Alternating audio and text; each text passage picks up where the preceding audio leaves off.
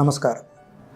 ನನ್ನ ಹೆಸರು ಡಾಕ್ಟರ್ ರಮೇಶ್ ಅಂತ, ಇಂದಿರಾ ಗಾಂಧಿ ಮಕ್ಕಳ ಆಸ್ಪತ್ರೆ ಬೆಂಗಳೂರಲ್ಲಿ ಪಿಡಿಯಾಟ್ರಿಕ್ ಸರ್ಜರಿ ಪ್ರೊಫೆಸರ್ ಆಗಿದ್ದೀನಿ. ಈ ದಿನ ನಿಮಗೆ ಒಂದು ಮುಖ್ಯವಾದ ವಿಷಯ ಮಾತಾಡೋಣ ಅಂತ ಬಂದಿದ್ದೀನಿ. ಅಂದರೆ ಮಕ್ಕಳಲ್ಲಿ ಕಾಮಾಲೆ ರೋಗ ಬರುತ್ತಲ್ಲ, ಜಾಂಡಿಸ್ ಅಂತ, ಅದು ಸಾಧಾರಣವಾಗಿ ಹೆಪಟೈಟಿಸ್ ಅದ ಕಾರಣದಿಂದ ಬರೋದು, ಲಿವರ್ ಒಳಗೆ ಇನ್ಫೆಕ್ಷನ್ ಆಗಿ ಆ ಕಾರಣದಿಂದ ಬರ್ತದೆ. ಬಟ್ ಯಾವಾಗ ಸರ್ಜಿಕಲ್ ಪ್ರಾಬ್ಲಮ್ ಆಗ್ಬೋದು ಅಂತ ಗುರುತಿಡಿಸುವಂಥ ವಿಷಯಗಳ ಬಗ್ಗೆ ಮಾತಾಡ್ತೀನಿ. ಒಂದು, ಪುಟ್ಟ ಮಕ್ಕಳಲ್ಲಿ ಎಸ್ಪೆಷಲಿ 1 ತಿಂಗಳು, 1.5 ತಿಂಗಳು, 2 ತಿಂಗಳ ಮಕ್ಕಳಲ್ಲಿ ಹುಟ್ಟಿದ ತಕ್ಷಣ 3ನೇ ದಿವಸ ಅಲ್ಲ 4ನೇ ದಿವಸ ಎಲ್ಲ ಮಕ್ಕಳಿಗೂ ಸ್ವಾಭಾವಿಕವಾಗಿ ಜಾಂಡಿಸ್ ಅಂತ ಹೇಳೋದು ಕಾಮಾಲೆ ಬಂದೇ ಬರುತ್ತೆ.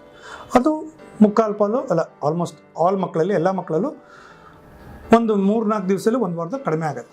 ಕೆಲವು ಮಕ್ಕಳು ಅದು ಪರ್ಸಿಸ್ಟ್ ಆಗ್ಬೋದು. ಅವಾಗ ನಿಮ್ಮ ಮಕ್ಕಳನ್ನ ಖಂಡಿತ ಹೇಳ್ತಾರೆ, ಮಕ್ಕಳಿಗೆ ಇಂಥ ಅಲ್ಟ್ರಾವೈಲೆಟ್ ಲೈಟ್ ಕೊಡಿ, ಇಲ್ಲ ಬಿಸಿಲು ಕೊಡಿಸಿ ಮರೆಸಿ, ಅದು ಅವ್ರಿಗೆ ಹೇಳಿದೆಲ್ಲ ಮಾಡಿ, ಅಲ್ಲ ತೊಂದರೆ ಇಲ್ಲ.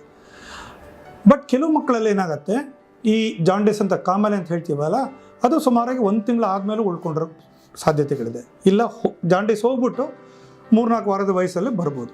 ಅಂಥ ಮಕ್ಕಳಲ್ಲಿ ನಾವು ನೋಡಬೇಕಾಗಿರೋದು 2 ಥರ ಜಾಂಡಿಸ್ ಇದೆ. ಒಂದು ಮೆಡಿಕಲ್ ಜಾಂಡಿಸ್ ಅಂದರೆ ಲಿವರ್ ಸರಿ ಕೆಲಸ ಮಾಡದೇ ಇದ್ರೆ ಬರುವಂಥ ಪಿತ್ತಕೋಶ.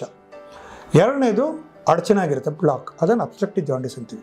ಈ ಅಬ್ಸ್ಟ್ರಕ್ಟಿವ್ ಜಾಂಡಿಸ್ ಅನ್ನೋದಕ್ಕೆ ಆಪ್ರೇಷನ್ ಮಾಡಲೇಬೇಕಾಗತ್ತೆ. ಯಾಕಂದರೆ ಅದು ಎಲ್ಲೊಂದು ಕಡೆ ಅಡಚಣೆ ಆಗ್ತದೆ, ಪಿತ್ತ ಉತ್ಪತ್ತಿ ಆಗ್ತಾಯಿದೆ, ಅದು ಬಟ್ ಅದು ಕರಳು ತಲುಪೋದಲ್ಲಿ ಮಧ್ಯದೆಲ್ಲ ನಿಂತ್ಕೊಳ್ತಾ ಇದೆ, ಅದು ಕಾರಣ ಪ್ರಾಬ್ಲಮ್ ಇದೆ. ಇದು ಪರ್ಟಿಕ್ಯುಲರ್ಲಿ ಪುಟ್ಟ ಮಕ್ಕಳಲ್ಲಿ, ಎಸ್ಪೆಷಲಿ 1 ತಿಂಗಳು 2 ತಿಂಗಳು ಮಕ್ಕಳಲ್ಲಿ ಬರುವಂಥ ಜಾಂಡಿಸಲ್ಲಿ ಈ ಥರ ಇತ್ತು ಅಂತಂದರೆ ಆದಷ್ಟು ಬೇಗ ಆ ಮಕ್ಕಳಿಗೆ ಆಪ್ರೇಷನ್ ಮಾಡಬೇಕಾಗತ್ತೆ. ಯಾಕೆಂದರೆ ಹಾಗೆ ಬಿಟ್ಟರೆ ಪಿತ್ತಕೋಶ ಡ್ಯಾಮೇಜ್ ಆಗಿ ಸಿರೋಸಿಸ್ ಅಂತ ಆಗುತ್ತೆ. ಇಂಥ ಮಕ್ಕಳು 4 ತಿಂಗಳಾದಮೇಲೆ ಆಪ್ರೇಷನ್ ಮಾಡಿದ್ರು ಪ್ರಯೋಜನ ಆಗೋಲ್ಲ. ಈ ಕಂಡೀಷನ್ ಬಿಲಿಯರಿ ಎಟ್ರಿಸಿಯಾ ಅಂತ ಹೇಳ್ತೀವಿ. ಅಂದರೆ ಪಿತ್ತನಾಳಗಳು ಬೆಳ್ಕೊಂಡಾರಲ್ಲ ಹುಟ್ಟಿದಾಗಿಂದ ಮಕ್ಕಳಿಗೆ, ಅಂಥ ಮಕ್ಕಳಿಗೆ ನಾವು ಆದಷ್ಟು ಬೇಗ ಆಪ್ರೇಷನ್ ಮಾಡಿ ಪಿತ್ತ ಕರಳು ತಲುಪೋಂಗೆ ಮಾಡಿದ್ರೆ ಈ ಮಕ್ಕಳು ಉಳಿಯೋಕ್ಕೆ ಚಾನ್ಸಸ್ ಇದೆ, ಇಲ್ಲರೂ ಇಲ್ಲ. ಅದಕ್ಕೆ ಮುಖ್ಯವಾಗಿ ಹೇಳಿ ಒಂದು.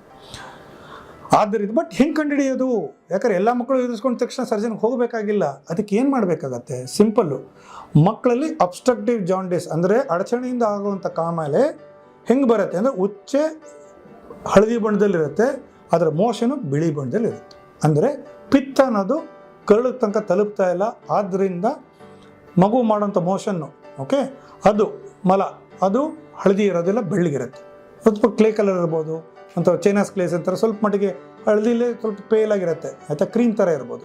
ಬಟ್ ರೆಗ್ಯುಲರ್ ಇರೋವಂಥ ನಿಂಬೆಹಣ್ಣು ಯೆಲ್ಲೋ ಕಲರ್ ಇರೋದಿಲ್ಲ. ಈ ಥರ ಮಕ್ಕಳಿಗೆ ಬಂದರೆ ಖಂಡಿತ ಆದಷ್ಟು ಬೇಗ ಸರ್ಜನ್ ಮೀಟ್ ಮಾಡೋದು ಮುಖ್ಯ.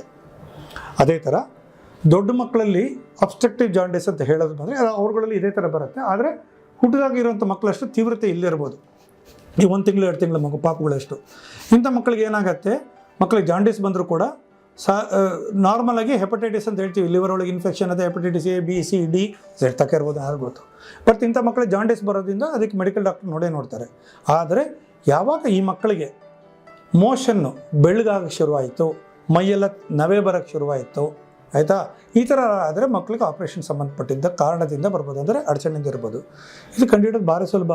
ಅಲ್ಟ್ರಾಸೌಂಡ್ ಮಾಡಿಸಿ ಪಿತ್ತಕೋಶ ಹೆಂಗಿದೆ ಅಂತ ಹೇಳ್ತಾರೆ, ಪಿತ್ತಕೋಶದಿಂದ ಬರೋ ನಾಳುಗಳು ಹೆಂಗಿದೆ ಅಂತ ಹೇಳ್ತಾರೆ. ಯಾಕಂದರೆ ಕೆಲವು ಮಕ್ಕಳಿಗೆ ಕಲ್ಲಿರ್ಬೋದು, ಕೆಲವು ಮಕ್ಕಳಿಗೆ ಕೋಲ್ಡೋಕಲ್ ಸಿಸ್ಟಮ್ದಲ್ಲಿ ಗಡ್ಡೆ ಆಗಿರ್ಬೋದು, ಕೆಲವು ಮಕ್ಕಳಿಗೆ ಅಲ್ಲಿ ಊತ ಬಂದಿರ್ಬೋದು, ಆ ಥರ ಇರ್ಬೋದು. ಬಟ್ ನೀವು ಜ್ಞಾಪಕ ಇಟ್ಕೋಬಾರ್ದು 2 ವಿಷಯ. ನಿಮ್ಮ ಮಕ್ಕಳಿಗೆ ಜಾಂಡಿಸ್ ಬಂದರೆ, ಜಾಂಡಿಸ್ ಜೊತೆಗೆ ಮಗು ಹಳದಿ ಬಣ್ಣದಲ್ಲಿ ಉಚ್ಚೆ ಮಾಡಿದ್ರೂ ಸಹ ಬಿಳಿ ಬಣ್ಣದಲ್ಲಿ ಕಕ್ಕಸ್ ಮಾಡಿದ್ರೆ ಅದು ಸರ್ಜಿಕಲ್ ಪ್ರಾಬ್ಲಮ್ಮು. ನೀವು ಆದಷ್ಟು ಬೇಗ ಡಾಕ್ಟರ್ ತಗೋ. ಪರ್ಟಿಕ್ಯುಲರ್ಲಿ ಮುಖ್ಯವಾಗಿ ಚಿಕ್ಕ ಮಕ್ಕಳು 1 ತಿಂಗಳು 2 ತಿಂಗಳು ಮಕ್ಕಳಿಗೆ ಈ ಥರ ಆದರೆ ನೀವು ಆಪ್ರೇಷನ್ ಡಾಕ್ಟರ್ ಹತ್ರ ಹೋಗೋದು ಭಾಳ ಮುಖ್ಯ. ಮಕ್ಕಳ ಸರ್ಜರಿ ಹತ್ರ ಹೋಗಲೇಬೇಕಾಗತ್ತೆ. ಯಾಕೆಂದರೆ ನಮ್ಮ ದೇಶದಲ್ಲಿ ಈ ಬಿಲಿಯಟ್ರಿಸ್ ಅಂತ ಇರೋ ಕಾಯಿಲೆಗಳಿಗೆ ಔಟ್ಕಮ್ ಅಂದರೆ ಕೊನೆಗೆ ಬರೋವಂಥ ಪರಿಣಾಮ ಭಾರಿ ಕಡಿಮೆ ಇದೆ. ಯಾಕೆಂದರೆ ಮಕ್ಕಳು ಸಾಧಾರಣ ಸಖತ್ ಲೇಟಾಗಿ ಬರ್ತಾರೆ. ಎಷ್ಟು ಲೇಟಾಗಿ ಬರ್ತಾರೆ ಮಕ್ಕಳು ಆಪ್ರೇಷನ್ ಮಾಡಿದ್ರೆ ಪ್ರಯೋಜನ. ಅದು ಆಗದೆ ನೋಡ್ಕೋಬೇಕಂತ ಒಂದೇ ಕಾರಣಕ್ಕೋಸ್ಕರ ನಾನು ಹೇಳ್ತಾ ಇದ್ದೀನಿ. ಸೊ ಖಂಡಿತ ಇಷ್ಟು ಜ್ಞಾಪಕ ಇಟ್ಕೊಂಡ್ರೆ ಒಳ್ಳೆಯದಾಗುತ್ತೆ. ನಮಸ್ಕಾರ.